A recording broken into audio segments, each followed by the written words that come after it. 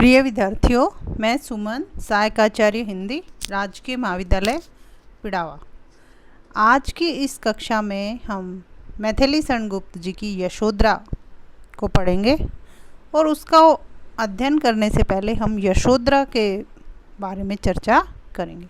यशोधरा गौतम बुद्ध की पत्नी थी और गौतम बुद्ध को जब संसार की नश्वरता का बोध हो गया तो वो सिद्धि प्राप्त करने के लिए वन चले जाते। और जब वो सिद्धि प्राप्त करने के लिए वन जाते हैं तो वो यशोधरा और अपने पुत्र को सोता हुआ छोड़कर रात में ही निकल जाते।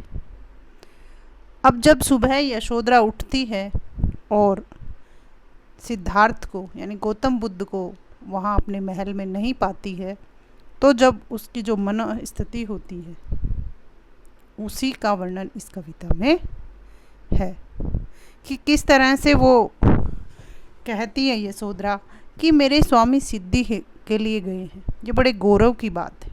वो एक महान उद्देश्य के लिए गए हैं, साधना करने के लिए गए हैं। ये मेरे लिए बड़े गौरव की बात है। लेकिन वो चुपके चुपके गए, हमें बताकर नहीं गए।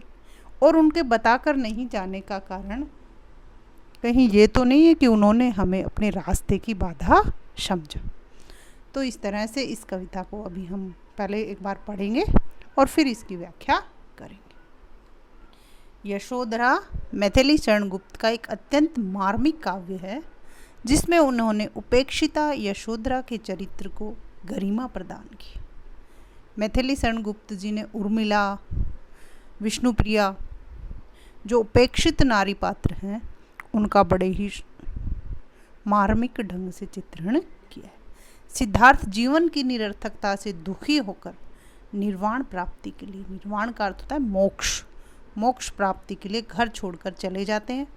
वे अपनी पत्नी यशोधरा तथा पुत्र राहुल को सोता हुआ छोड़कर जाते हैं। भोर होने पर जब यशोधरा को इसका पता चलता है तो वह आत्मग्लानि से भर जाती है और पश्चाताप करती है। इन अंशों में यशोधरा का पश्चाताप तथा उसका उच्च आदर्श चित्रित हुआ है। सिद्धि हेतु स्वामी गए, यह गौरव की बात, पर चोरी चोरी गए, यही बड़ा व्याघात। सखी वे मुझसे कह कर जाते, कहे तो क्या मुझको वे अपनी पथबाधा ही पाते।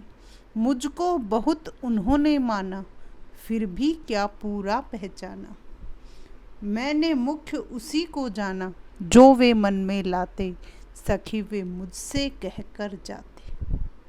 स्वयं सुसज्जित करके क्षण में, प्रियतम को प्राणों के पण में, हमें भेज देती हैं रण में, छात्र धर्म के नाते, सखी वो मुझसे कह कर जाते। हुआ न यह भी भाग्य अभागा, किस पर विफल गर्व अब जागा, जिसने अपनाया था त्यागा, रहे स्मरण हो आते, सखी वो मुझसे कहकर जाते। इस तरह से यशोधरा आत्मग्लानि में पश्चाताप करते हुए अपनी सखी से कह रही है, अपनी सहेली से कह रही है कि सिद्धि हेतु, सिद्धि की प्राप्ति के लिए, साधना करने के लिए स्वामी गए, मेरे प्रियतम गए हैं। यह गौरव की बात, यह मेरे लिए बड़े गौरव की बात है कि मेरे प्रियतम, मेरे स्वामी साधना करने के लिए गए, पर चोरी चोरी गए।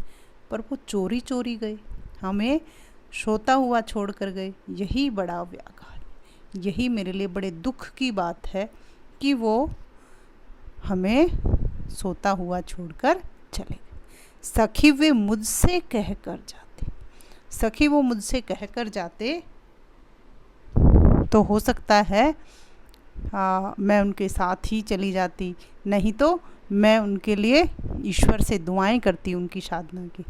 और इस तरह से मुझे पश्चाताप तो नहीं होता जिस पश्चाताप की अग्नि में आज मैं चल रही हूँ कि कहीं उन्होंने हमें अपने रास्ते की बाधा तो नहीं समझा था। अगर वो मुझसे कह कर जाते तो मुझे आज इतनी आत्मग्लानि नहीं होती। मुझको बहुत उन्होंने माना, वो मेरा बहुत ही आदर सम्मान करते थे, मुझको बहुत मान देते थे, फिर भी क्या पूरा पहचाना। और इतना मेरा मान सम्मान करने के बावजूद भी क्या वो मुझको पूरी तरह से पहचान पाए? अगर वो मुझे पूरी तरह पहचान जाते तो सखी वो इस तरह से चोरी छिपे नहीं जाते।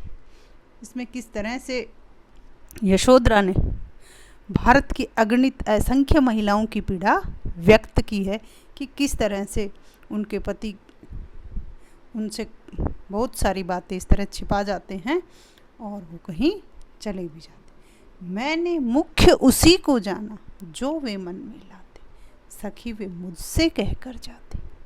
यशोधरा किस तरह कह रही कि मैंने मुख्य उसी को जाना, कि मैंने तो अपना मुख्य सब कुछ उन्हीं चीज़ों को जाना था जो वह मन में लाते थे। मैं तो वही कार्य करती थी कि जिनमें उनकी खुशी होती थी, उसके बावजूद भी वो मुझे कहकर नहीं गए। स्वयं सुसज्जित करके क्षण में प्रियतम को प्राणों के पण में हमें भेज देती है रण में, क्षात्र धर्म के नाते सखी वे मुझसे कह कर जाते। किस तरह से वो अपने क्षत्रिय धर्म का, क्षत्राणी धर्म का वर्णन करते हुए यशोधरा कहती हैं कि हम तो वो आर्य क्षत्राणियाँ हैं जो अपने पति को, प्रियतम को रण में, युद्ध भूमि में स्वयं उसको सजाकर और तिलक करके और युद्ध में भेज देती हैं। तो क्या मैं अपने पति को साधना करने के लिए नहीं भेजती? स्वयं सुसज्जित करके क्षण में, एक पल में ही हम खुद उनको सुसज्जित करके, सजा करके प्रियतम को प्राणों के पण में, कि अपने प्रियतम को प्राणों के पण में, कि युद्ध भूमि में, और जहाँ प्राणों की बाजी लगी, प्राणों के पण में, क्योंकि युद्ध भूमि में तो प्राणों की बाजी लगती है, प्रियतम को प्राणों के पण में, कि जहाँ प्राणों की बाजी लगी हो वहीं हम ही भेज देती हैं। हम तो वो वीर क्षत्राणियाँ हैं जो अपने पति को स्वयं सुसज्जित करके और युद्ध भूमि में भेज देते हैं। क्षत्रिय धर्म के नाते सखी वो मुझसे कह कर जाते। लेकिन हे सखी, मुझे बहुत ही बड़ी पीड़ा है, मुझे दुख है कि मेरे पति मुझसे कहकर नहीं गए। हुआ न यह भी भाग्य अभागा, किस पर विफल गरव अब जागा। हुआ न यह भी भाग्य अभागा, किस तरह से कह रहे हैं कि यह हुआ न यह भी भाग्य अभागा, कि मुझसे तो यह है, मेरा जो भाग्य ये कैसा हो गया, अभागा हो गया, कि उसने मुझसे मेरा ये पल भी छीन लिया कि मैं अपने पति को साधना प्राप्त करने के लिए भेज सकती, उनको अंतिम समय उनके अंतिम दर्शन कर पाती। अब क्या पता कभी उनके दर्शन हो पाए या नहीं हो पाए। किस पर विफल गर्व अब जागा, अब मुझे किस बात पर विफल गर्व अब हो रहा है। जिसने अपनाया था त्याग, जिसने मुझे अपनाया था उसी ने मुझे त्याग दिया। रहे स्मरण वो आते, अब मुझे सखी वो बार बार याद आ रहे हैं। सखी वे मुझसे कह कर जाते, हे सखी वो मुझसे कह कर तो जाते, लेकिन मुझे बड़ा दुख है कि वो मुझे कहकर नहीं गए। किस तरह से यशोधरा की पीड़ा को मैथिली शरण गुप्त जी ने अपने शब्दों में बद्ध किया है।